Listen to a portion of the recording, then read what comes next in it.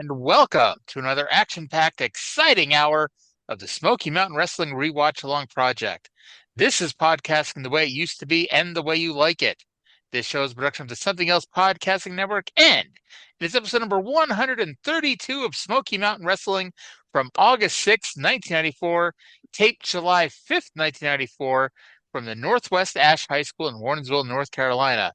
My name is Arya, and fans, tonight is the night. I am joined by my co-host. It's Trae. Trae, tonight is the night we're recording this podcast. It sure is. How are things going on your end of the world today? Bad. How are you? Fantabulous. I got worried because I was before we started this, I saw a headline on the Observer site saying that a botch caused a title change. And I know it said botch, but in my head I saw injury. I'm like, oh fuck, who got hurt? And then I saw it was Blake Monroe, and I had to read it 2 or 3 times to realize she didn't get injured. There was a botched spot, and Thea Hail won the women's North American title tonight on accident. You know what? That seems like it suits her energy. I like her very much. She's very cute. Thea Hail or Blake Monroe? Thea Hail. Not that there's anything wrong with Blake Monroe. No. I hear she's very glamorous. That's what I've heard. Yeah. All right. So this is a very weird episode of Smoky Mountain Wrestling. It was taped, obviously, like we said, a month ago, but it's airing the day after the Night of the Legends and is essentially a go-home show for Fire on the Mountain, but it's only a go-home show for people in Johnson City. So everybody else in the Smoky Mountain region probably got really tired by the end of this show by hearing "Tonight is the Night." Wasn't that a theme song for Raw at one point? "Tonight is the Night." It was. It was. I don't remember any lyrics other than "Tonight is the night." Yes. So yeah, take a drink every time on this show they say "Tonight is the night." You will need to have kidneys replaced by the end of this show. At least there's a lot of fucking promos.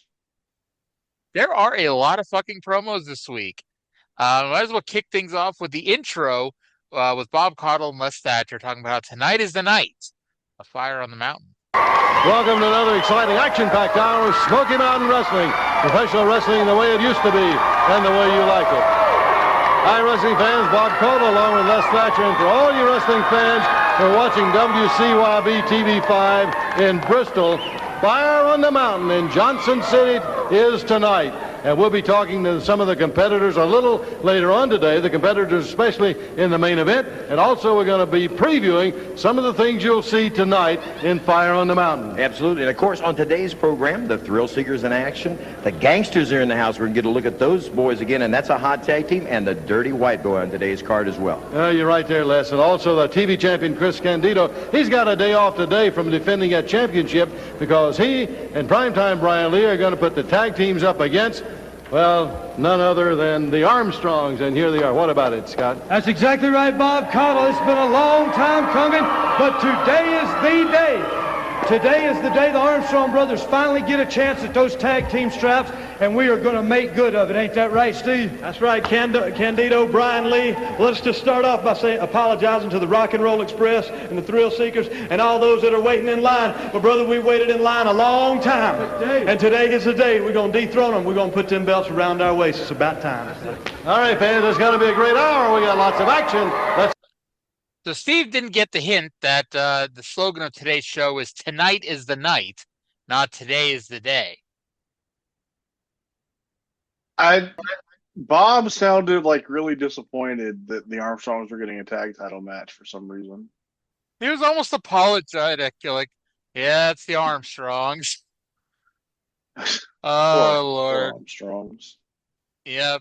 Now, I do say this. You know, Chris Candido is getting a day off from defending the TV title. Lance Storm once had to defend all 3 of his titles on an episode of Thunder.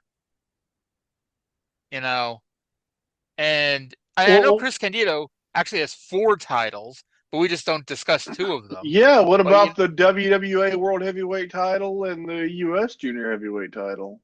Yeah, I mean, this show could have just been a night of Chris Candido championship matches. That would be a much better show than most shows. I bet it would be. And it would prepare him for the Gauntlet match later this month, the King of the Mountain match. Yeah. We'll get to that, I guess. But yeah, a whole bunch of people are talking today. A few people are wrestling today. The Gangstas are here. And yeah, I wrote like, yeah, it's like I get this was taped a month ago.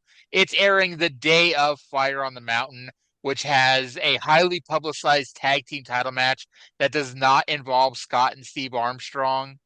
And I guess in the back of your mind, like if you're watching this for the first time and don't really know how the title histories go, and to be honest, the tag titles are a little foggy in my head, but it's like there's a part of you going like, well, the match really isn't so much about the tag titles. It's more about the hair versus hair stipulation.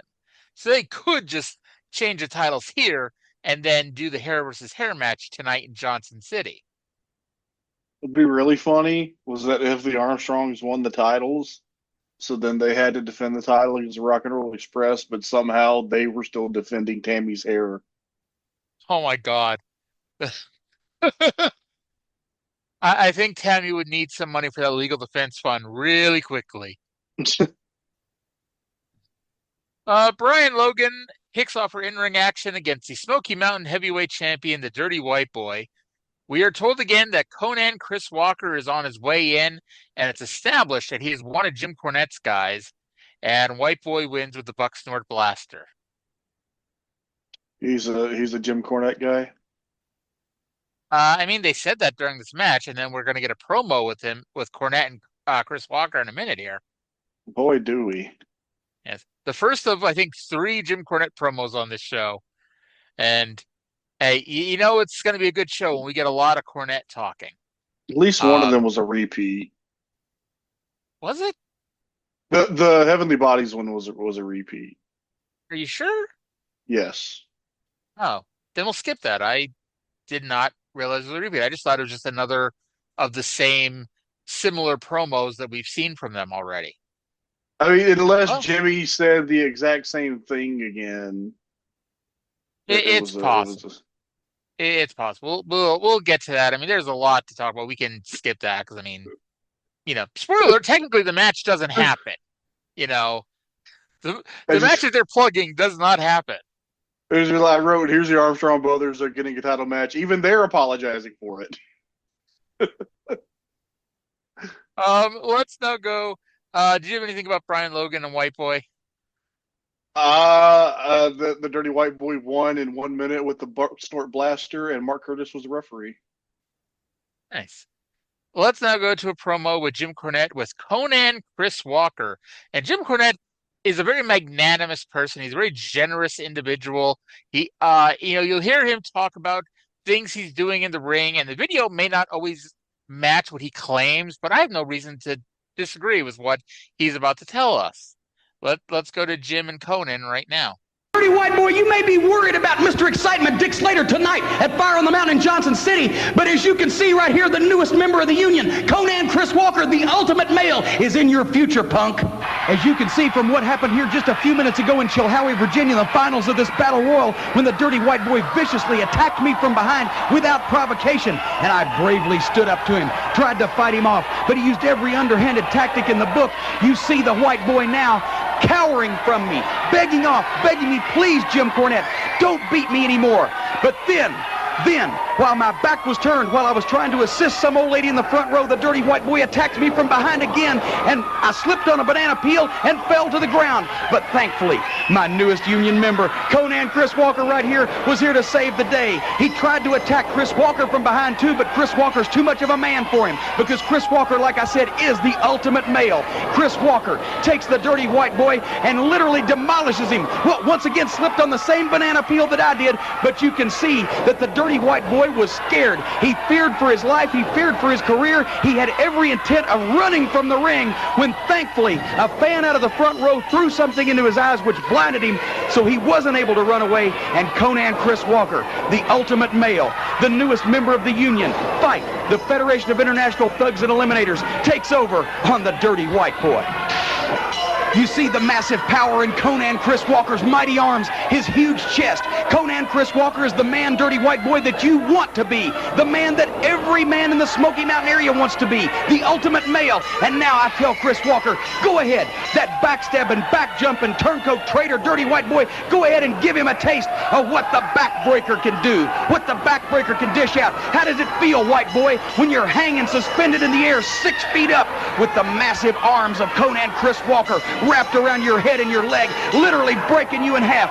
Dirty White Boy, you may be the Smoky Mountain Heavyweight Champion now, but when the ultimate male, Conan Chris Walker, gets his hands on you one more time in a title match, then you're going to be the ex-champion. I'm going to be managing the new Smoky Mountain Heavyweight Champion, the ultimate male, Conan Chris Walker, and he's going to break you in half, White Boy, like he's done to everybody he's ever faced. Dirty White Boy, how does that back feel, huh? When Conan Chris Walker took you and broke you like a biscuit. Because Dirty White Boy, that's exactly what you are, a boy. But this is a man, the ultimate male, Conan Chris Walker, the newest member of the Union, the Federation of International Thugs and Eliminators. And I don't care about Dick Slater. I don't care about any of the other challenges that you got, Dirty White Boy. This is the man that's going to bring the gold and the belt home to the Union. The first time that I've ever managed the Smoky Mountain Heavyweight Champion is coming ever nearer, because Conan Chris Walker, look at the arms, look at the massive chest, the biceps, the triceps, the quadriceps. He's got every kind of muscle. Look at that. Hard as a rock. Everything on this man is hard. And Dirty White Boy, he's coming after you and the gold. Look at the vascularity.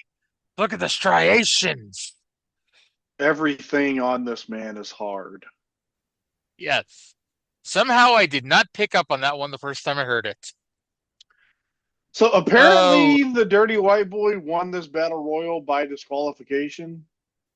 That's what I wrote, but I'm like, I'm going to bet that wasn't really a battle royal, because I know they had done a few house show matches after Jake left with White Boy versus Jim Cornette. So I'm thinking that might be what it really was, but they wanted to say a battle royal on TV because it's like there was no reason on TV for White Boy to be wrestling Jim Cornette. That's it's a valid point. They did, yeah. They were doing like White Boy against like Cornette and Bruiser Bedlam handicap matches. Yeah. And Cornette was trying to help an old lady who was in the crowd, but White Boy attacked him from behind. And it's funny because when Chris Walker hit the ring, and they just got the fan cam shot from behind the crowd, I'm like, man, Conan Chris Walker kind of looks like Lex Luger. And then he puts him in the fucking torture rack. Okay, according to the history of WWE.com here, on July 23rd in Chilhowie, Virginia, SMW heavyweight champion, the Dirty White Boy, won a whole battle royal. After the bout, Chris Walker attacked the champion and put him in a torture rack. So it's possible that was afterwards, but I still didn't see a fucking pole. Yeah, no, the match was going on. And by the way, if you can't hear, Jim Cornette's description was 100% accurate and honest, by the way. Yes, he slipped on a banana peel. So did Conan Chris Walker. By the way, notice I keep calling him Conan like he's a television host and comedian. Yeah, but I don't know. Why are we analyzing this? This is fucking. I looked to see if like Cornette had ever talked about Conan Chris Walker on the podcast or anything, and I couldn't find anything on YouTube, which is disappointing. There's a reason why he probably has never talked about Conan Chris Walker. Chris Walker is not in the territory for very long, and by very long, we may see his one and only match. We don't. Our next. Okay. As I mentioned a week or so ago, that match is not on the Night of the Legends DVD. So the one and only match of Conan Chris Walker and Smoky Mountain does not have videotape evidence. It must have been the shits. Yes. And considering we're getting matches with a lot of older people who are probably not putting on the best matches ever, it really says something. But Yeah, he Jim is having a wrestled. really bad time finding heels to come in here to wrestle White Boy. He wrestled Richard Slinger, who I assume was there because he drove Terry Gordy. Probably. I I really wish I knew where this Mr. Excitement nickname for Dick Slater was coming from. You know, Well, you know, they've you don't they've said it think now a couple times, but I'm so go very ahead. disappointed. I'm very disappointed that we won't get to see the Dick Slater Dirty White Boy match with Bob Caudle commentary, so I can see if Bob Caudle breaks out my favorite line that Dick Slater will fight a buzzsaw and give it the first 2 rounds. Sadly, I don't think that's gonna air. I'm sorry, Trey. No, they said last Uh, week there was no TV for Fire on the Mountain this year, and that made me very sad. which is hilarious because they're gonna air the hair versus hair match on the next week's show, which is why we're gonna be talking about it. Really? They aired the Thrill Seekers versus Heavenly Bodies. I think they aired the Legends tag match with the Mongolian Stomper and Ronnie Garvin, I think, and they aired the tag team hair versus hair match. Well, it's exciting. So we basically have to watch a 4-hour Night of Legends show and then like the last 10 minutes of the TV show. Good enough. But yeah. By the way, next show is on January 7th, 8th, 8th, because the 4th is a Sunday, 6th is a Tuesday. So January 8th is the next Smoky Mountain Wrestling show. So you have Take your 3 word weeks for it. to, yes, you have 3 weeks to look forward to us talking about Night of the Legends. Let's now go to a Dirty White Boy promo where Dirty White Boy is going to bring up Trae's girlfriend. Here's going to be the Dirty White Boy. I can't tell wait. you, we talked about it tonight. Tonight's the night. Fire on the Mountain. Johnson City at Freedom Hall. Dirty Dick Slater, I want you to cinch it up, and I want you to come loaded for bear. I want you to get down mean and nasty, because I know that's the type of person you are.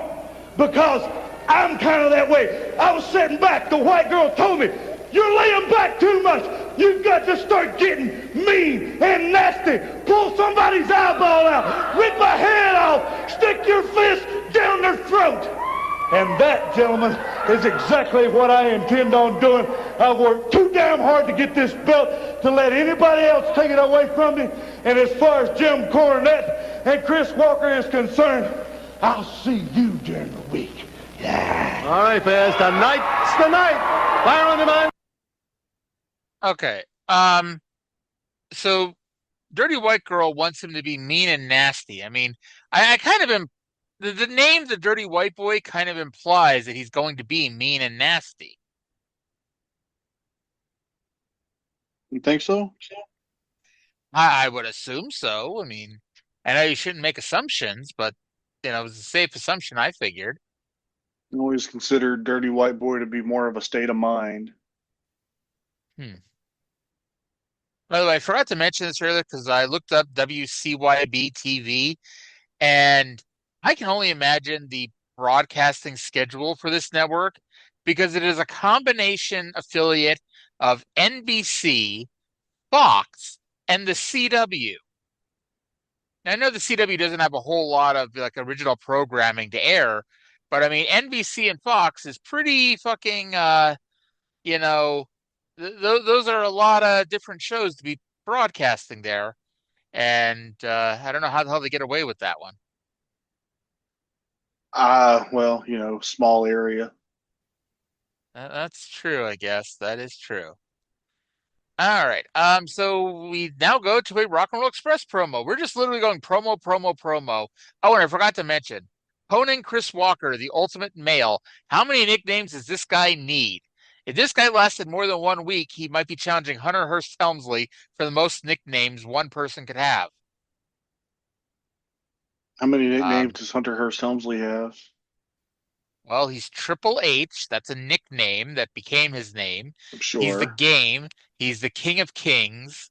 I guess that's it. But like, it felt like every other week he was giving himself a new nickname. The Cerebral Assassin. The Cerebral Assassin, yes. That's all I remember. Yeah, it's more than enough. The COO, what is he? Is he the CEO or the COO? Or He was the COO years ago. I don't know what his. when he was doing his fake title Yeah, when he fired Vince, the coup. and then Vince was somehow able to fire him. Sure, why not? Yeah. Anyway, Rock and Roll Express are now going to cut a promo. Let's go to them. Hey fans, Rock and Roll Express right here. Ricky, tonight's the night. Somebody's going to be bald tonight. That's right. You know, Bob, everybody out here that's watching Channel 5, they all know that Far on the Mountain's going to happen tonight. And you see, when we come there, you see rock and roll is always full of surprises. So we got one great surprise for everybody right here in Johnson City for Far on the Mountain. But I want everybody right now to look. Look at Tammy Fitch right now in her glory. Look at that beautiful hair. She's got that beautiful face. But you know, after tonight, Bob, this is what Tammy Fitch is going to look like right here. She doesn't have any hair. That's right, because I'm telling you, and I'm making a promise, we are going to cut somebody's hair tonight right here at Freedom Hall, Johnson City, Far on the Mountain. That's where Robert and I started back together, and that's where we're going to finish up together. So remember one thing, Tammy Fitch, all the head games are over, baby. It's all over. Tonight, you're going home looking like Kojak. All right. Can I say that was a very cute picture of Tammy Fitch? Yeah, it was. Can't wait to see her with no hair, you know, for real. Because that stipulation will definitely be paid off. Rock and Roll Express versus Primetime Brian Lee and Chris Candido. Either Ricky Morton or Tammy Fitch are going to be bald after tonight in Johnson City. And like Trae said, you know the stipulation is going to get paid off. That's the stipulation that we have been promised for this match. I can't imagine that we won't be delivered. Yep. Yeah. All right. So from here, we get another barn burner of a match here this week. It is the Thrillseekers versus Chris Hamrick and Anthony Michaels. Bob Caudle mixed up Thrillseekers, calling Lance Jericho, and Lance pinned Hamrick with a bridging German suplex. So I think this proves that Lance has been watching his Alundra Blaze tapes. Okay, you say you're giving this finish too much credit. I can't figure out what was supposed to have happened here, because Jericho, but Storm did a neck breaker on Chris Hamrick, and Jericho tagged in and hit Hamrick with a back elbow. Storm went to the top rope. They cut to a crowd shot, and then Storm pinned Hamrick with what was alleged to be the bridge from a German suplex. Yeah, there was a fuck up. We got some ugly kids to look at during this match.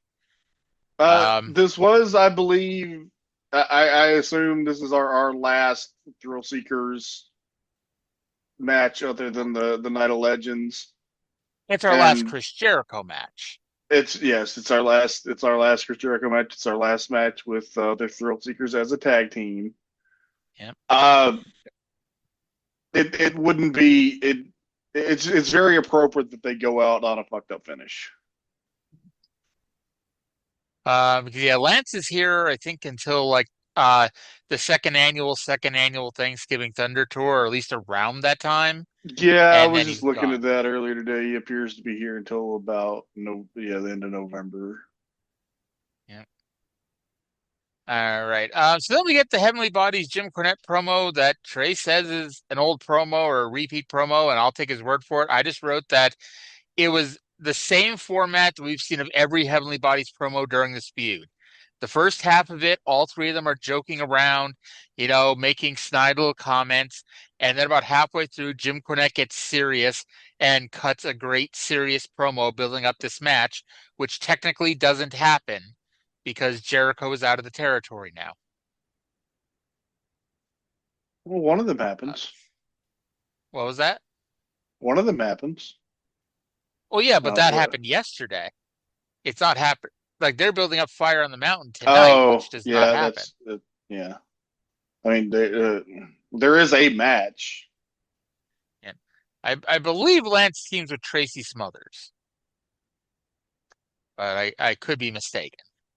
I believe that's right. Anywho, let's go to a Thrillseekers promo. Quite possibly our last ever Thrillseekers promo, or at least our last ever Chris Jericho promo in the territory. Time for these two young men right here against the Heavenly Bodies, right? That's right. It's revenge time this week. We've waited a long time, and it's this week. It's our chance to get our hands on the Heavenly Bodies and Jim Cornette. They're going to be in for the fight of their life this week because Chris and I are going to be all over Jim Cornette like a cheap suit. And we all know Jim Cornette knows what that feels like. You know, that's right, Lance. The time has come, Heavenly Bodies, for you to close your eyes and think about what you did to me and Lance in that parking lot. Because I'll tell you something, we are so ready to get our revenge on you. And in Canada, revenge is a dish best served cold, and in Canada it's real cold. So you guys better watch out, because this week, Heavenly Bodies, we're coming to you. Let's go, Lance. All right, the Thrillseekers. You know, they've waited a long time for revenge, but it's this week, not next week or last week or at the second annual Thanksgiving Thunder Tour, but this week. And I wrote that Jericho continues to put over Canada here as baby faces in the Southeast United States. Tonight is the night. Tonight is the night. Something, something, something, something, something, something. Tonight is the night. Oh, Lord. We then get a Thrillseekers music video. No, not a capital M, capital V Thrillseekers music video, but a music video featuring the Thrillseekers. I think this was a new music video, but yeah, it is not what people think of when they hear a Thrillseekers music video. Thankful for small miracles. Yep. So then we get told about a very special tournament coming up August 13th in Morristown. And I don't know if there was like an original plan for this show that fell through, because this is the first time we hear about it, and it's next week. And I guess they did have they were simultaneously building up two big shows. So it's real much of a pain to push a third big show. But still, it's going to be the King of the Mountain, which in the King of the Mountain, it's really quite simple. There'll be 5 guys. You have to pin or submit one of them, and they go to the penalty box. And once you pin or submit them, you become qualified to climb the ladder and hang the championship belt up. Wait, that's the wrong King of the Mountain. This is just an 8-man gauntlet match, and I believe they said it was for $5,000. It's a gauntlet match, yeah. Yes. Yeah. I didn't write down who's in it. They say that Conan Chris Walker is in it. Conan Chris Walker will not be in Morristown next weekend. So please do not go to East High School with your $5 to $10, whatever ticket prices are, thinking you're going to see Conan Chris Walker in the gauntlet match. It ain't happening. If my memory serves and I'm reading this correctly, the replacement for the Chris Walker spot was Jimmy Del Rey, which I will call an improvement. There's not a lot of people that you're going to put there that weren't improvements over Conan Chris Walker. This is kind of there's a reason. This is kind of bullshit, though. Okay, this show, the opening match was the Dirty White Boy and Lance Storm over the Heavenly Bodies. So then, at the Morristown show, I'm like, what the hell are you talking about? Yeah, was so shouldn't Lance Storm have gotten that spot against, in the gauntlet match? Shouldn't he have faced Ricky Morton in the first portion of that match? You would think so, but I guess Jimmy Del Rey sucked up to the commissioner just enough there. Well, who is the commissioner now? Yeah. It's whoever Bob Armstrong has put in charge to hold the spot for him. Would you like to hear Go ahead. Would you like to hear the breakdown of the King of the Mountain gauntlet? I would love to hear that. Ricky Morton defeated Jimmy Del Rey. Ricky Morton money on Del Rey. Ricky Morton defeated Killer Kyle. Chris Candido defeated Ricky Morton. Robert Gibson defeated Chris Candido. Tracy Smothers defeated Robert Gibson. Bruiser Bedlam defeated Tracy Smothers, and Bruiser Bedlam defeated the Dirty White Boy after hitting him with the brass knuckles. Oh boy! So Bruiser Bedlam is the King of the Mountain and the linear Smoky Mountain Heavyweight Champion. Yeah. And I guess it makes sense because they needed a new heel now to feud with White Boy. And spoiler alert, I believe it is going to be Bruiser Bedlam. Yeah. I can't imagine who else it would be at this point. Yeah, it's like you can't bring in anybody else because anybody else is just going to cause them to have to leave the territory quickly. Mm-hmm. So from here they called them the Undefeated Gangstas, and I get they have house shows and whatnot, but they've had one fucking match, and I guess they have won that fucking match, but still, the 1-0 undefeated Gangstas. Yeah. Les called New Jack's partner Mustaf Said, which I pop for. Oh, and by the way, they took on Scott Studd and Steve Skyfire. Skyfire and Studd got a lot of offense on Mustafa Saeed. New Jack got a near fall with a headbutt to the crotch that Mark Curtis literally turned around to avoid watching. New Jack screamed for the Rock and Roll Express. Now, to show you how busy I am at work, I was watching Smoky Mountain while at work last night, and I was getting paid my overtime to sit here and watch Smoky Mountain.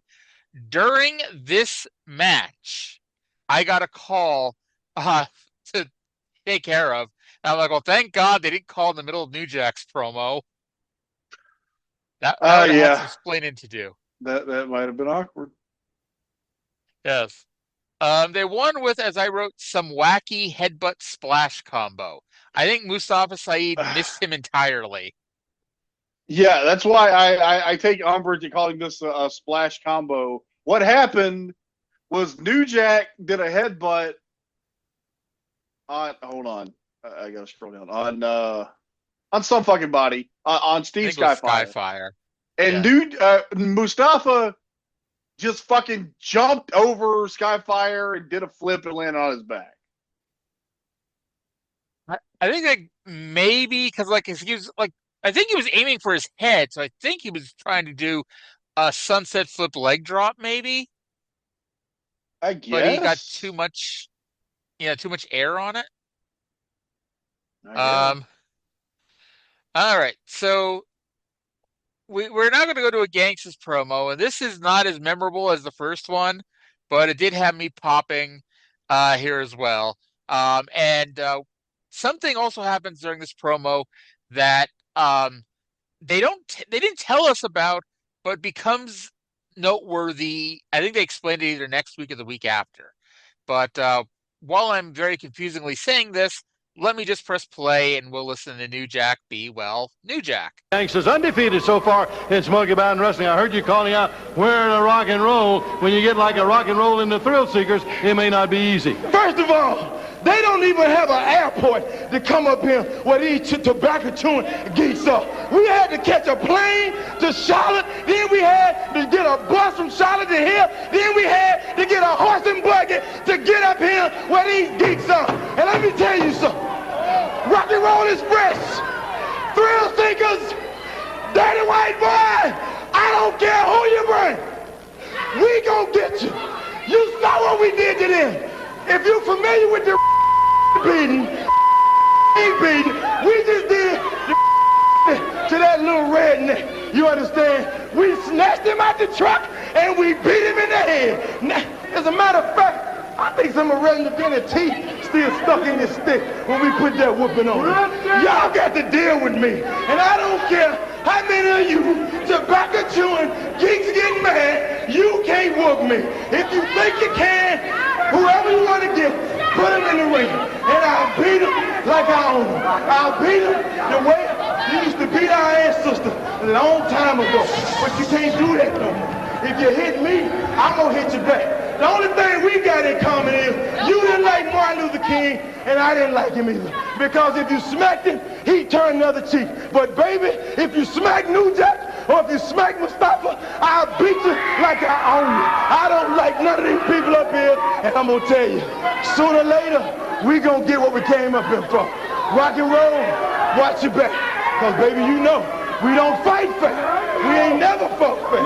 If I gotta get to the parking lot, in the backyard, in the grocery store, at your mama's house eating pig feet ham hocks, I'm gonna get you. Sooner or later, you gotta step in there. And these country tobacco chewing hog heads up here, they gonna see you get beat worse than you ever been beat before. And you can take that to the bank, baby. All right, Dad, you've heard it, and you're gonna hear a lot more from him. All right. So as soon as New Jack opens his mouth, they throw up a disclaimer underneath him that says, the views of the Gangstas are not those of Smoky Mountain Wrestling or this station, which actually becomes a thing that they do explain on TV. So they actually jumped the gun here by telling us it before, or by putting up before they tell us they're going to do it. I thought that was interesting.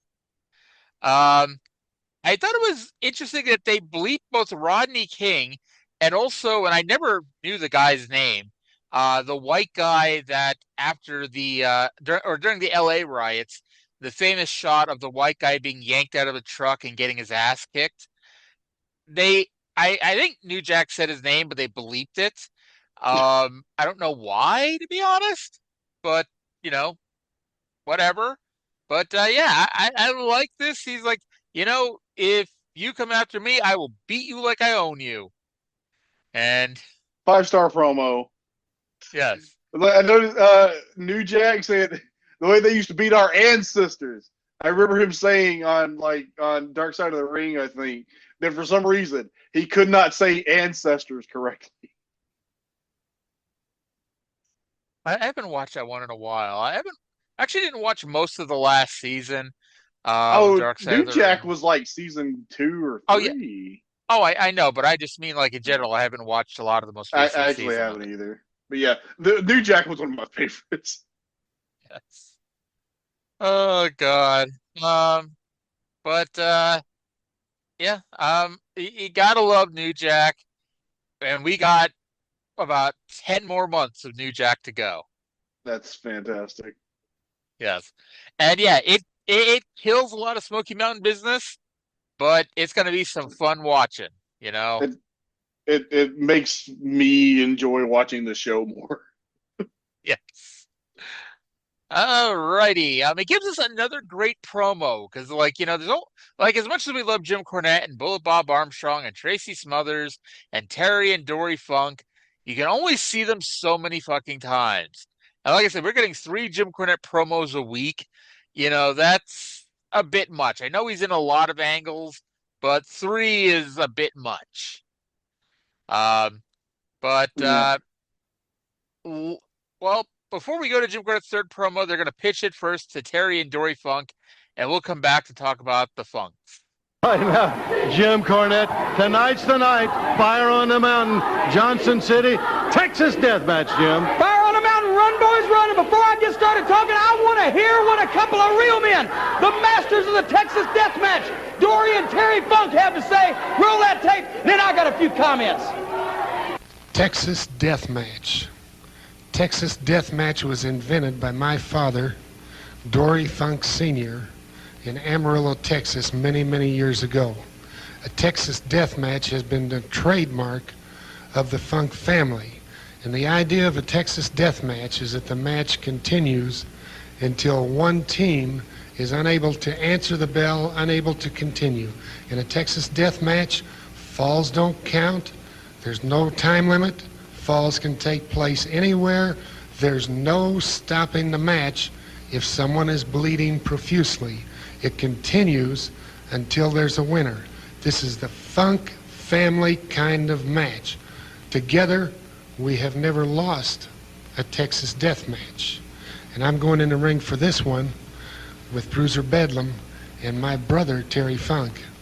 And you will never see the Funk family give up or quit in a Texas death match. Brad, Bob, Steve, Bill, Ben. Brad, Bob, Steve, Bill, Ben, Bob, Brad, Bill, Ben, Steve, Bob, Bill, Joe, Brian. How many of them is there? How many of them is there? I don't know. There's handfuls of those Armstrongs running around in Johnson City. How many ladies are there out there running around with little Brad, Bob, Steve's, Bills, Johns, Blues, whatever they name are? Brian. Brian, that's it. Brian, you are going to be at that ringside and at that Texas death match. And you will be down there on your knees saying, oh, please don't do that anymore to my daddy. Oh, please leave my daddy alone. Well, I'm not going to leave him alone.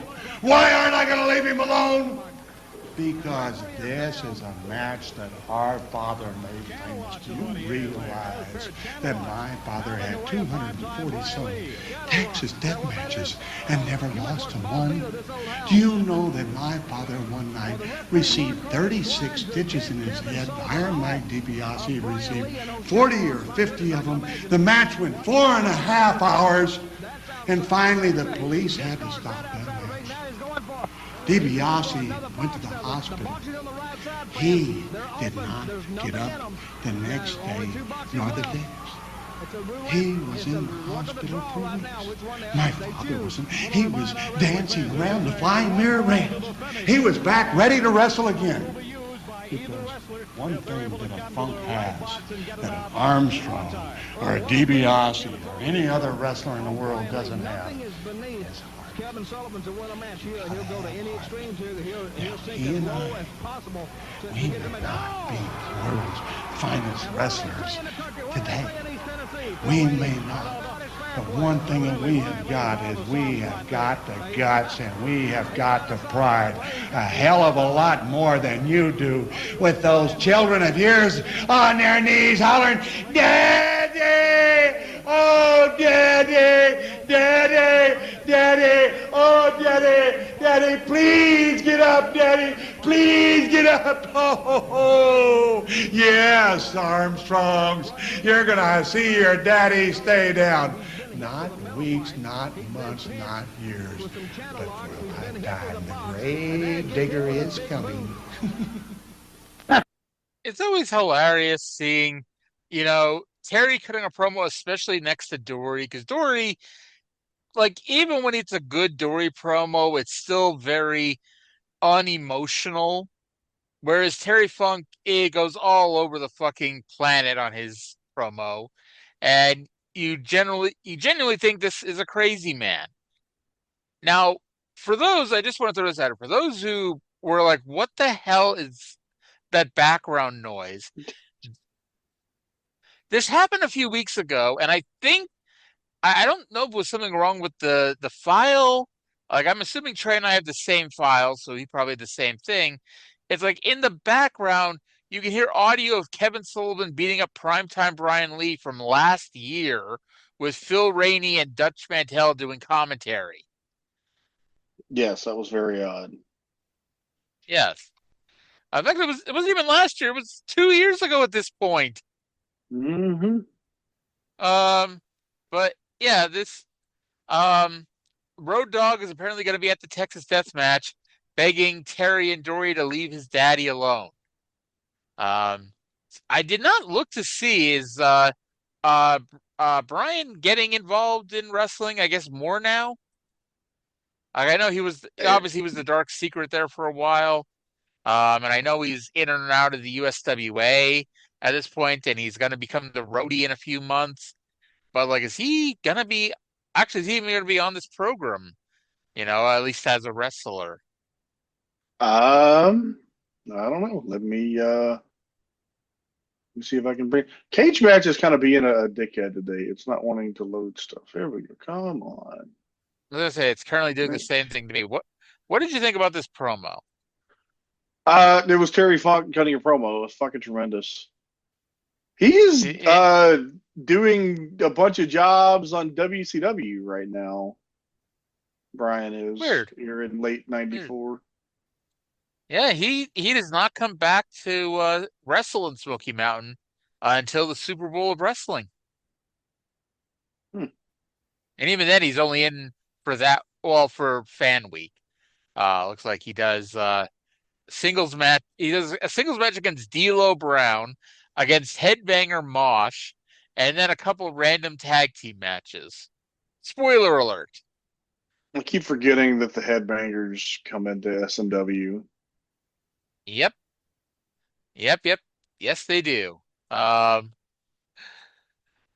and by the way, I forgot to mention, did you notice after the Gangstas promo what they aired after that?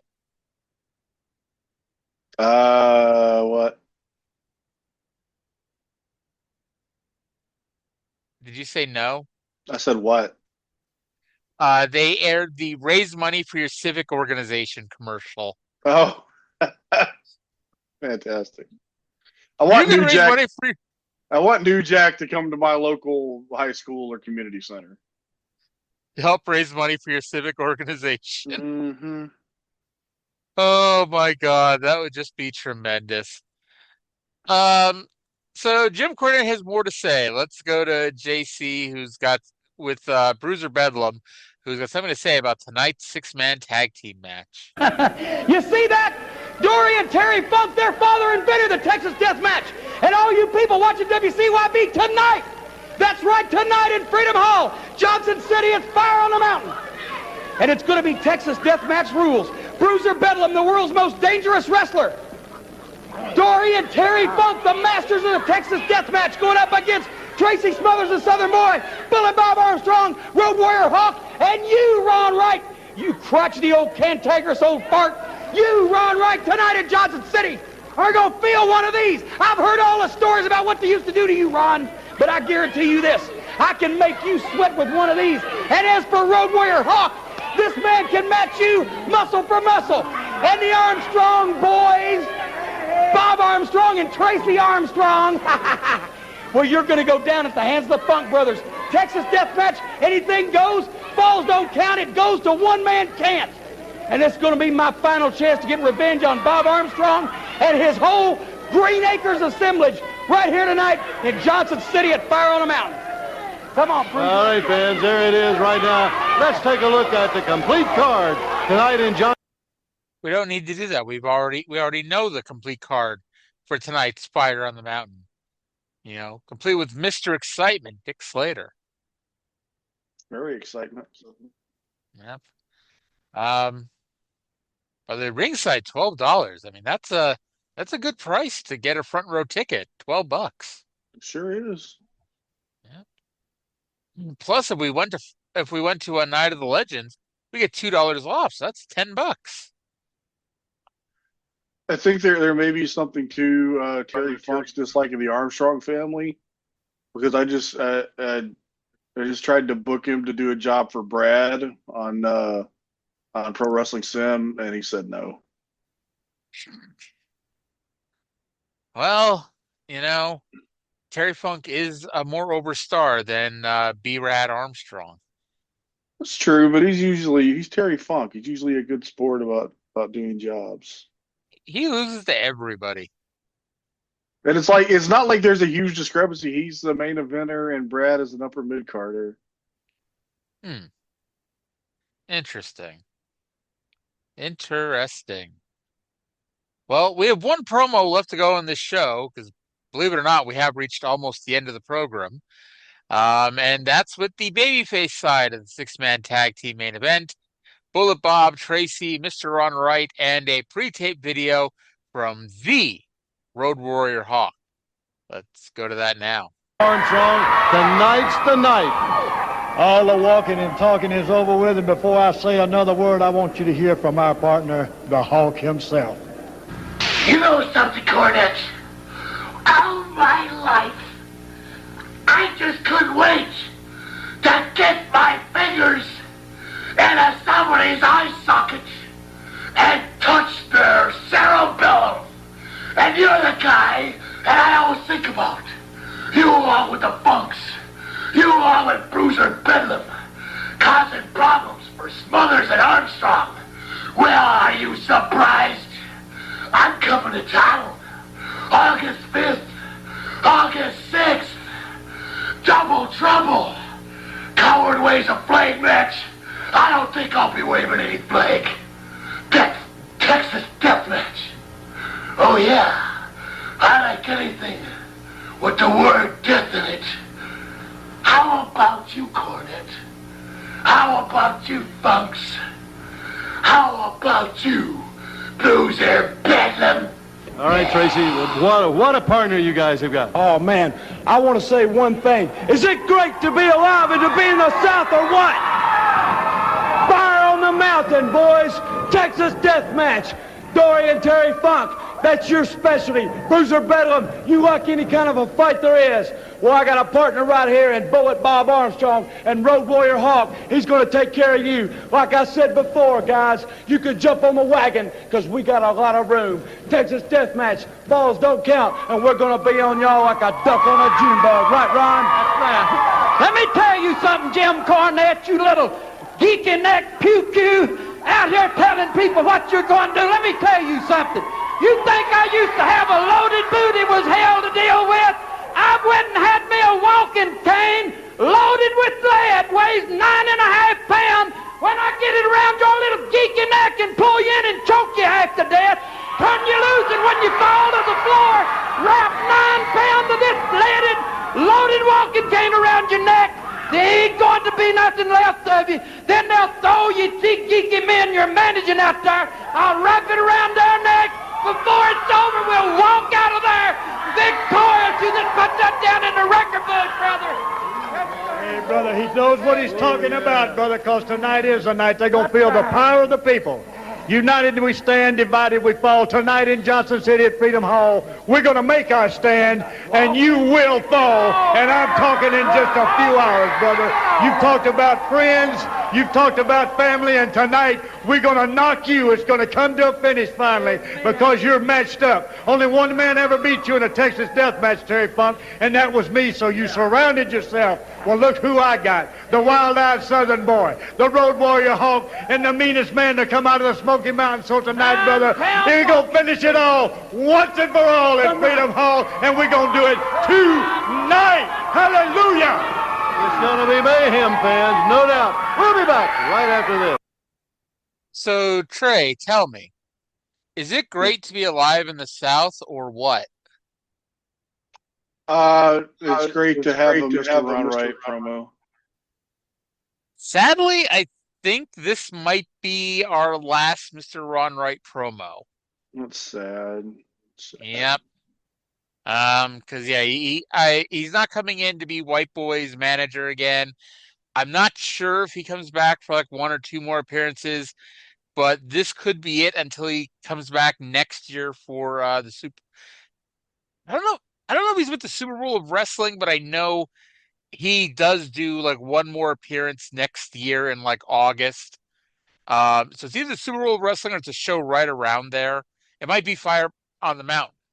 But we'll cover that when we get to it. But yeah, I believe this is it for Mr. Wright, at least as it pertains to being a semi-regular on the show. I was going to move that we induct Mr. Ron Wright into the Something Else Hall of Something Else, but I believe he's already in. Well, let me go back up here. So technically, what's inducted is the Dirty White Boy and Mr. Ron Wright babyface turn storyline. Okay. That being the case, we also need to induct Mr. Ron Wright. Okay. So, Mr. Ron Wright, inducted December 16th, 2025. What do you want to say he's inducted for? Because if we didn't, he would have put an East Tennessee dog whooping on us.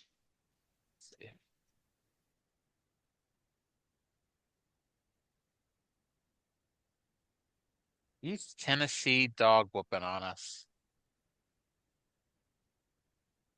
All right. I tell you what, I'm happy that Mr. Ron Wright is officially in the Something Else Hall of Something Else. As he should be. Yes. I still love that we've not inducted Bruno Sammartino. We've inducted Bruno Sammartino's mom. She's a bad bitch. That is why we inducted her, for being a bad bitch. And do you know how quickly this year has gone? We began the Something Else Hall, Something Else on May 16th, 7 months ago. was Wow. Baron Gattoni. Baron Gattoni was indeed something else. Yes, he was. Scott D'Amore, if you're listening to the podcast, and why wouldn't you be? We need more Baron Gattoni. Indeed. Scott D'Amore, stop hiding all the Baron Gattoni footage out there. All your Baron Gattoni are belong to us. Yes. All right, main event time. Tag team champions Primetime Brian Lee and the WWA World Heavyweight Champion, U.S. Junior Heavyweight Champion, and the Beat the Champ Television Champion Chris Candido with Tammy Witch with a capital B versus Scott and Steve Armstrong. The bell rang with 5 minutes left in the show. So, I mean, we were not going to get our quarterly 3-star match here. Although, if they would have given these guys time, I bet they could have had a hell of a barn burner here. They could have had quite the Lulu. Don't doubt that at all. So, Les, it seems like every week, Les says how the main event could be the main event anywhere in the world. This week, he basically makes fun of himself for how many times he says that. Well, it's the Armstrongs on the main event. Yeah. Les, by the way, and I should have wrote down exactly what he said, but he shouts out all 5 Armstrong children and their mom, Gail. I'm like, and I think he fucked up here because I could not find evidence of a 5th Armstrong child. I'm like, did they have a sister maybe? You know, you asked that, and my first, maybe they did have a sister. There's the 4 boys, Scott, Steve, Brad, and Brian. But that's all anybody seems to know. Well, maybe there's an Armstrong sister that we don't know about. Can you imagine being the especially if it's like the little sister, and like the little sister brings home the boyfriend the first time, and you have Bob, Brad, Scott, and Steve? You know? Yeah. Let's just hope boyfriend is a wrestling fan. Yeah. So the champs missed a rocket launcher where Candido got some major hops. Like he jumped off the top rope and Brian Lee also assisted him. He did not need Brian Lee's assistance on that one. No. But they missed. Candido, Scott gets a hot tag. Candido thwacks Scott and Robert with Robert Gibson with Tammy Fitch's purse. Because yes, Robert Gibson randomly ran in. He gets thwacked with the purse. Ricky Morton ran in, got the purse, and thwacked Candido with it for the disqualification. And this is another one of those times where if Scott and Steve were sticking around and doing this heel turn, this would have been another thing to point at as reasons for them to turn heel. The announcers were acting like this was a bad call by the referee, but the referee called exactly what he saw. Yeah, exactly. You're as a referee, you were taught to call what you see, and he saw that. Yeah. All right. So that's how the show went off the air. 132 down, 68 to go. We 68. Go ahead. 68. Yep, we are 66% of the way through. We are 2/3 more or less. What happens if you add Kurt Angle to the mix? Well, that's when our odds of winning drastically go down.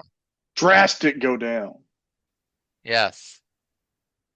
But hey, Samoa Joe, and I think it has a lot to do with Kazarian being in the match instead of Kurt Angle, but Samoa Joe took his 8 1/3 chance of winning and pulled out the win at Sacrifice. Well, we never found out what would happen if you added Frankie Kazarian into the mix.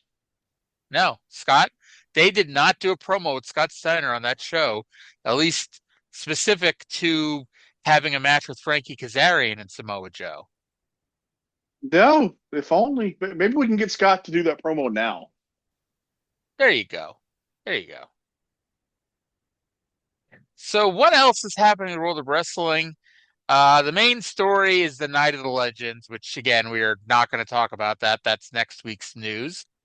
Um, Elsewhere, WCW held their quarterly worldwide tapings at Disney, and it was apparent that these shows were just being used to fill time, as no angles were done at all. Notable debuts were Barry Darso as the Blacktop Bully, the Honky Tonk Man, Jim Duggan, and our good friends, the Harrises, who I kind of want to look this match up because apparently they were brought in to win a few squash matches on Worldwide just so they could get squashed by Hulk Hogan and Sting, which they did in a 23-second match, which airs in November. Oh, it sounds fantastic. Yes. Like, I mean, I get it, but like, I can't imagine like Hogan even being the ultimate Hulk Hogan that he is like, two big fucking guys. Like, I'm just going to beat them as fast as humanly possible.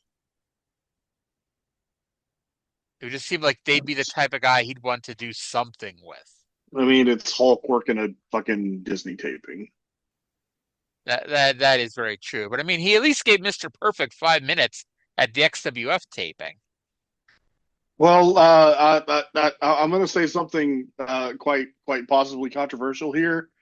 Kurt Hennig better than the Harris brothers. You don't say. Like both of them put together. Both of them put together and multiply it are still not as good as the worst Kurt Hennig possible. Curtis Axel might be better than both Harris brothers put together. Oh my God. The Kurt Hennig who was in TNA at the beginning of the year before he died and did an axe handle on a pole match, and he didn't even climb the fucking pole to get the axe handle in order to win. He sent up the one of the black shirt security geeks, and that's how he won his last match ever. Against David Flair, by the way. Oh, God. Yep. By the way, remember how last we were talking about how the G1 was starting soon? Yeah, I heard about that. Masachono won G1 Climax 4, submitting Power Warrior in the finals. And of course, Power Warrior, as we mentioned last week, Kensuke Sasaki. And all 5 nights that they held at Sumo Hall sold out with 11,500 people. Yeah, this is back before this was a month-long grind. Yeah. But any thoughts on this? Any thoughts about the G1 1994? Yes. G1 Climax 4. It's one of the ones that Chono won. Really? I hear it's his 3rd of 4 wins. 5. That's right. He did do 5. When? He has done like 91, one random win in the mid-2000s. 91, 92, 94, 2002, and 2005. Yeah. The random one I was thinking of was 2005. Yeah, that was Shinya Hashimoto's death, and they put over the his classmate Chono. Because Muda was in All Japan at the time, right? Yes, correct. Yeah. So I know a little bit. I know a little bit. How much money do you think they would have lost if they tried booking Brock for the G1 and had to do his per match deal for like however many matches those blocks were at the time? It was funny because he came in right after that. The Chono's G1 winning, like the IWGP title shot that Chono got for winning that G1 was the 3-way match with Kazuchika Fujita and Brock Lesnar at the Tokyo Dome in October. Yep. And that was that was something that whole story was always amazing. And it's like, Andrade is apparently been given the okay to wrestle in Puerto Rico during his non-compete. And it's like, I get it, but how the fuck can you enforce a 1-year non-compete? And to be honest, that's why they're letting him work Puerto Rico, because Andrade could take this to court and get all these non-competes thrown out. And so they're letting him work in different places just to be like, okay, see, we're not completely, blacking you out of working. That whole thing is fucking stupid. Indeed, it is. And I mean, yeah, then it's petty AF, but were we expecting any different? Yeah, I wasn't. All right. So, and anything else you want to talk about here? We just did a show last night, so I guess we finished the show before Austin Theory could get unmasked. I'm sure you were gobsmacked that Austin Theory was the masked man. I was shocked that Austin Theory was the Austin Theory shaped masked man. I know, right? And it's like, I know it's like the point was they're trying to make you think that it was going to be Seth Franklin Rollins because he did the curb stomp. But yeah, it was obviously not Seth Rollins. But is he out for a long time? What was his injury? I know he was injured.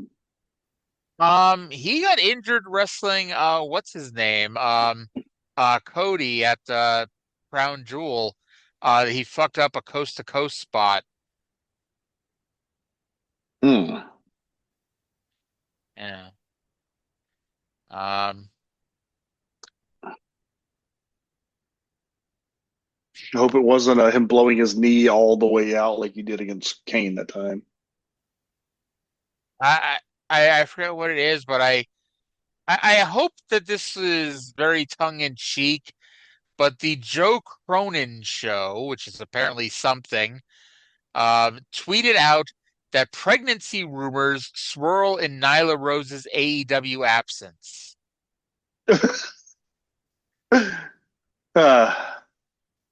Well, that will certainly be a miracle of modern science. It would be. I mean, Arnold Schwarzenegger got pregnant. Yeah, I remember that movie. Yeah. By the way, did you see Mick Foley's thing? I did. I mean, I think we may have actually talked about it last night too, but it's like, honestly, it's the same reason I stopped supporting WWE. Like, it was always like, and again, I hate to play the, oh man, remember when Vince was in charge? But even though you knew what side of the political aisle Vince was on, the show and, really the company was politically neutral. Like, they did not, make it an open, thing that, oh yeah, we support, one party over the other. Like, it was known, but it wasn't known. They did not make it public. And it's like, this company, it's their company. They can do whatever the fuck they want with it, but I don't have to support them. And neither does Mick Foley. Yeah, sure, whatever. I like Mick. I'm not gonna say anything. Okay. Let's see. Anything else we want to talk about? So there was a article on the Observer site today saying there were no plans to call up the NXT talent from Saturday Night's Main Event at this moment, noting Leon Slater. And I'm sitting there like, am I missing something? Leon Slater is under contract to TNA.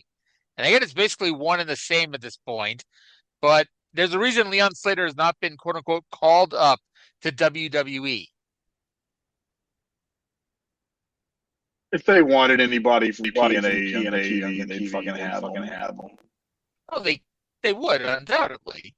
But I mean, this way, they're I don't know. It's not even worth complaining. Let me see. Apparently, there's a lot of scrambling backstage on NXT because Thea Hail won the fucking title. There's 57 fucking titles in WWE, and apparently Thea Hail winning one is causing some backstage hubbubaloo. That's ridiculous and silly. Who cares? She was born after I graduated high school. That makes me feel fucking old. That's upsetting, isn't it? She's 22 years old. Oh Lord. That's just a kick in the pants right there. All right. Anything else you want to talk about before we go? I don't really have anything going on. I don't do much of anything besides these shows. Sounds good. So we'll be back Tuesday for Mid-South World Class, and that's it next week. And then the same thing on New Year's week. Blame Mid-South and World Class for not taking a few weeks off. But that's going to do it for this week. I hope you all enjoyed the show. Thank you all for listening. We'll talk to you again in 7 days. Bye.